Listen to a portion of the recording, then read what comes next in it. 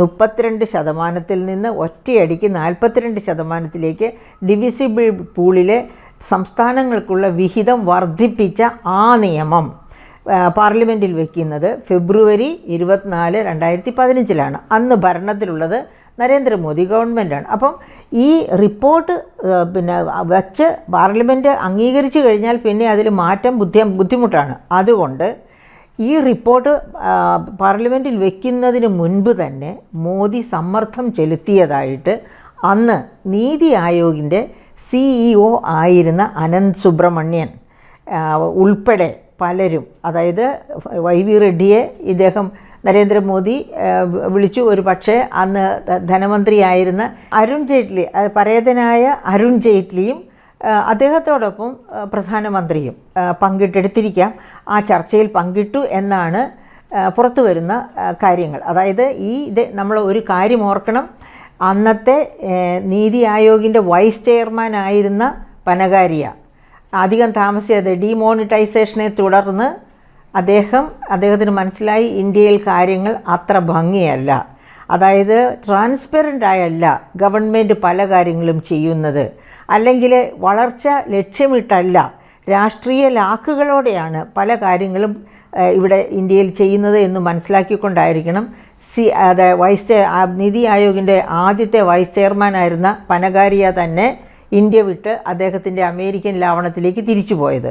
അതിനുശേഷം ഏറെ താമസിയാതെ ഡീമോണിറ്റൈസേഷനൊക്കെ കഴിഞ്ഞ് ഏറെ താമസിയാതെ ഈ അനന്ത സുബ്രഹ്മണ്യൻ, അന്ന് നീതി ആയോഗിൻ്റെ CEO ആയിരുന്ന അനന്ത സുബ്രഹ്മണ്യനും അതുപോലെ തിരിച്ചുപോയി എന്ന കാര്യം നമ്മൾ ഓർക്കണം.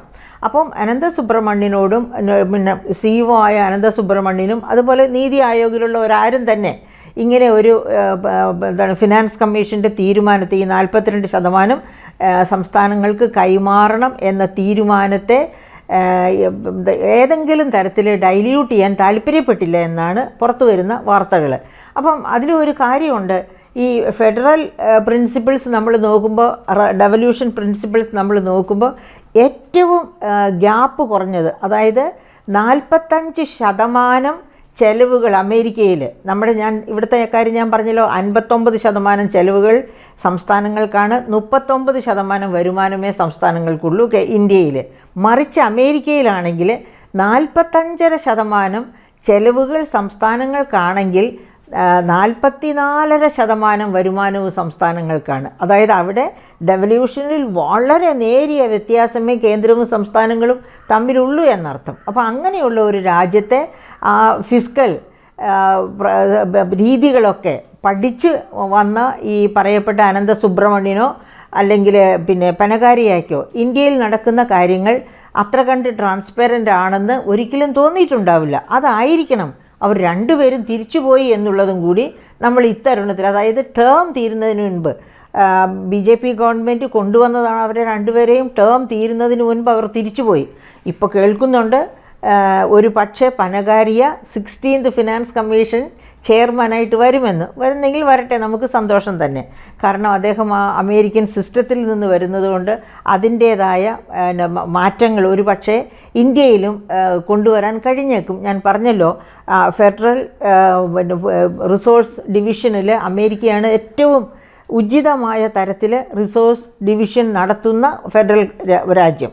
അതുകൊണ്ട് തന്നെ അവിടെ പ്രവർത്തിച്ചുകൊണ്ടിരിക്കുന്നവർ ഇവിടെ വന്ന് ഒരു പൊസിഷൻ എടുക്കുമ്പോൾ നല്ല തീരുമാനങ്ങൾ എടുക്കാനാണ് സാധ്യതയുള്ളത്. അതുകൊണ്ടാണ് ഞാൻ അങ്ങനെ പറഞ്ഞത്.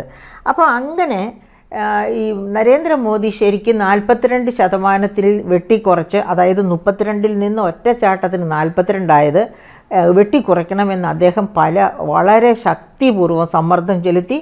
അദ്ദേഹത്തോടൊപ്പം ദിവംഗതനായ അരുൺ ജെയ്റ്റ്ലിയും അന്നത്തെ ധനമന്ത്രി. പക്ഷേ ഈ പറയപ്പെട്ടവരാരും അങ്ങനെ ഈൽഡ് ചെയ്യുന്നവരായിരുന്നില്ല. അതായത് YV റെഡ്ഡി വളരെ സ്വതന്ത്ര വ്യക്തിത്വമുള്ള ഒരു റിസർവ് ബാങ്ക് ഗവർണറായിരുന്നു. അദ്ദേഹത്തിൻ്റെ അതിനുശേഷം രചിച്ച ഗ്രന്ഥങ്ങളും ആ തരത്തിൽ ആദരിക്കപ്പെടുന്ന ഗ്രന്ഥങ്ങളാണ്. ഇന്ത്യൻ ഇക്കോണമിയെപ്പറ്റി അദ്ദേഹം എഴുതിയിരിക്കുന്നത് അദ്ദേഹത്തിൻ്റെ ആത്മകഥ പോലെ എഴുതിയതാണ്, പക്ഷേ ഇന്ത്യയുടെ ആത്മകഥയായിട്ടാണ് ആ പുസ്തകം ഉള്ളത്. അപ്പോൾ അങ്ങനെയുള്ള YV റെഡ്ഡിയുമൊക്കെ നല്ല രീതിയിൽ തന്നെ ചെറുത്തു നിന്നതുകൊണ്ട് ഈ 42% തന്നെ നടപ്പിലാക്കേണ്ടി വന്നു. അങ്ങനെ 42% തന്നെ നടപ്പിലാക്കേണ്ടി വന്നപ്പോൾ നമ്മുടെ കേന്ദ്രം ഭരിക്കുന്നവർ ഒക്കെ സൂത്രശാലികളാണെന്നുള്ളതിൻ്റെ തെളിവാണ് സെസ് ആൻഡ് സർചാർജസ്. ഇത് രണ്ട് കോൺസ്റ്റിറ്റ്യൂഷനിലാണ്. കോൺസ്റ്റിറ്റ്യൂഷൻ്റെ 271 വകുപ്പ് അനുസരിച്ചാണ് ഒരു കേന്ദ്ര ഗവൺമെൻറ് സെസ് അതുപോലെ തന്നെ സർചാർജ്. സെസ് എന്ന് പറയുന്നത് ഒരു ടാക്സ് ഓൺ ടാക്സ് ആണ്, ഒരു ടാക്സിന് മേൽ ചുമത്തുന്ന ടാക്സ്. സർചാർജ് എന്ന് പറയുന്നതും അതുപോലെ തന്നെയാണ്. പക്ഷേ സെസ്സിന് ഒരു പ്രത്യേകതയുണ്ട്. സെസ് ഈടാക്കുന്നത് അതുവഴി കിട്ടുന്ന റവന്യൂ ഒരു പ്രത്യേക പദ്ധതിക്ക് വേണ്ടിയായിരിക്കണം എന്നുണ്ട്. അത് മാത്രവുമല്ല, അതായത് ഈ സെസ് വഴി പിരിച്ചെടുക്കുന്ന എമൗണ്ട് സംസ്ഥാനങ്ങൾക്ക് നേരിട്ട് ഷെയർ ചെയ്യേണ്ട ആവശ്യമില്ല. പക്ഷേ അതുവഴി അത് ഏത് പദ്ധതിക്ക് വേണ്ടിയാണോ പിരിക്കുന്നത് ആ പദ്ധതി സംസ്ഥാനങ്ങൾക്ക് കൂടി പ്രയോജനം ചെയ്യുന്നതായിരിക്കണം എന്നുണ്ട്. ഞാനൊരു ഉദാഹരണം പറയാം. തൊഴിലുറപ്പ് പദ്ധതി, അതായത് മഹാത്മാഗാന്ധി ദേശീയ തൊഴിലുറപ്പ് പദ്ധതി. അതിനനുസരിച്ച് എങ്ങനെയാണ് കേന്ദ്രവും സംസ്ഥാനവും തമ്മിൽ അതിൻ്റെ വിഹിതം പങ്കിടുന്നത്? 90 രൂപ കേന്ദ്രം ചെലവഴിക്കുമ്പോൾ 10 രൂപ സംസ്ഥാനം ചെലവഴിച്ചാൽ മതി. അപ്പം സെസ് ഏർപ്പെടുത്തി നേടുന്ന പണം, സംഭരിക്കുന്ന പണം, സമാഹരിക്കുന്ന പണം, അതിൽ നിന്ന് ഇപ്പോൾ തൊഴിലുറപ്പ് പദ്ധതി പോലെയുള്ള പദ്ധതികൾക്ക്, അതല്ലെങ്കിൽ സ്വച്ഛ് ഭാരത് മിഷൻ. എന്താണ് ഈ സ്വച്ഛ് ഭാരത് മിഷൻ? അതായത് 2017 അടുത്ത ഈ ഭരണം കഴിയുന്നതിന് മുൻപായിട്ട് മുഴുവനും ക്ലീൻ ഇന്ത്യ ആക്കി മാറ്റും. അതുപോലെ തന്നെ ഓപ്പൺ ഡെഫിക്കേഷൻ, അതായത് മലമൂത്ര വിസർജനം പുറത്തില്ലാത്ത ഇന്ത്യയാക്കി മാറ്റും എന്നൊക്കെ പറഞ്ഞു കൊണ്ടുവന്ന പ്രോഗ്രാമാണ് സ്വച്ഛ് ഭാരത്. അതായത് എല്ലാവർക്കും ടോയ്ലറ്റ് സൗകര്യങ്ങൾ കൊടുക്കും എന്ന് പറഞ്ഞു കൊണ്ടുവന്ന ഇതാണ് സ്വച്ഛ് ഭാരത് മിഷൻ. നമുക്കറിയാം അതിൻ്റെയൊക്കെ പേരിൽ ഒരുപാട് കളികൾ നടന്നിട്ടുണ്ട് ഇന്ത്യയിൽ. അതായത് 2018 2019 ഇലക്ഷന് മുൻപ് തന്നെ നരേന്ദ്രമോദി ഇന്ത്യ ഒരു ഓപ്പൺ ഡെഫിക്കേഷൻ ഫ്രീ രാജ്യമാണ്, അതായത് പുറത്ത് മലമൂത്ര വിസർജനം നടത്താത്ത രാജ്യമാണ് എന്ന് അദ്ദേഹം ഓപ്പണായിട്ട് ഡിക്ലെയർ ചെയ്തു. പക്ഷേ എന്ത് സംഭവിച്ചു? നാഷണൽ ഫാമിലി ഹെൽത്ത് സർവേയുടെ റിപ്പോർട്ട് വന്നപ്പം 38% ഇന്ത്യക്കാർ അപ്പോഴും മലമൂത്ര വിസർജനം നടത്തുന്നത് വെളിയിലാണ്, അതായത് അവർക്ക് ശുചിമുറികൾ ഇല്ല എന്നുള്ളത് പുറത്തു വന്നു. എന്നിട്ട് എന്താ പറ്റിയത്? നരേന്ദ്രമോദി എപ്പോഴും മുഖം മിനുക്കുന്ന ഒരു പ്രധാനമന്ത്രിയാണ്. അദ്ദേഹത്തിൻ്റെ ഓരോ കർമ്മ പദ്ധതിക്കും ആ മുഖം മിനുക്കൽ ഉണ്ട്. അതുകൊണ്ട് തന്നെ എന്ത് ചെയ്തു? ഈ പറയപ്പെട്ട national family health survey report തയ്യാറാക്കി പുറപ്പെടുവിച്ച ആ ഇൻസ്റ്റിറ്റ്യൂട്ടിൻ്റെ ഡയറക്ടറെ തന്നെ ഡിസ്മിസ് ചെയ്തു. അദ്ദേഹം ഇപ്പോൾ UN ആയിട്ട് ബന്ധപ്പെട്ട് ഒരു വലിയ ഇൻ്റർനാഷണൽ ഇൻസ്റ്റിറ്റ്യൂട്ടിൻ്റെ തലപ്പത്ത് ഇരിക്കുകയാണെന്നും കൂടി ഓർക്കണം. അപ്പോൾ അദ്ദേഹത്തിൻ്റെ കുഴപ്പം കൊണ്ടല്ല, നരേന്ദ്രമോദി പറഞ്ഞതിനെ അനുകൂലിക്കുന്ന ഡേറ്റ അല്ല അദ്ദേഹം സൃഷ്ടിച്ചത്. അവരുടെ ഇൻ്റർനാഷണലി അക്രഡിറ്റഡ് ആയിട്ടുള്ള ഇന്ത്യയിലെ ഏറ്റവും പ്രശസ്തമായ ഒരു ഒരു റിസർച്ച് ടീമാണ്.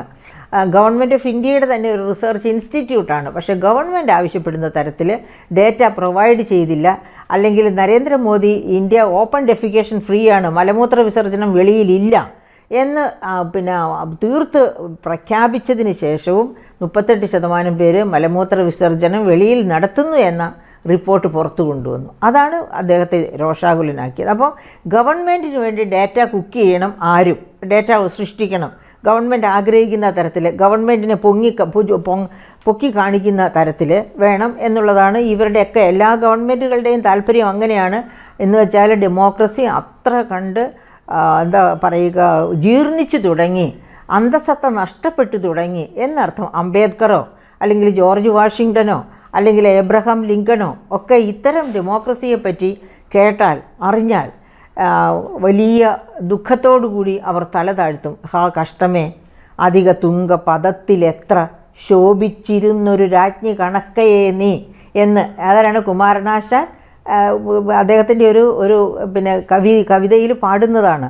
അത്ര ശോഭിച്ചിരുന്ന വീണപൂവിൽ അത്ര ശോഭിച്ചിരുന്നത് വീണ് കിടക്കുന്നു എന്ന് പറഞ്ഞതുപോലെ ഞങ്ങളൊക്കെ പടുത്തുയർത്തിയ ഡെമോക്രസി ഇത്ര തരം താണ് ധരണിയിൽ വീണ് കിടക്കുന്നല്ലോ എന്നായിരിക്കും അംബേദ്കറും ജോർജ് വാഷിങ്ടണും എബ്രഹാം ലിങ്കണും മഹാത്മാഗാന്ധി ഇവരെക്കാളൊക്കെ ഏറ്റവും ദുഃഖം തോന്നുന്നത് മഹാത്മാഗാന്ധിക്കായിരിക്കും. നെഹ്റുവിനും ഒക്കെ തോന്നാൻ സാധ്യതയുള്ള രീതിയിൽ ജീർണിച്ചിരിക്കുകയാണ് നമ്മുടെ ഡെമോക്രസി.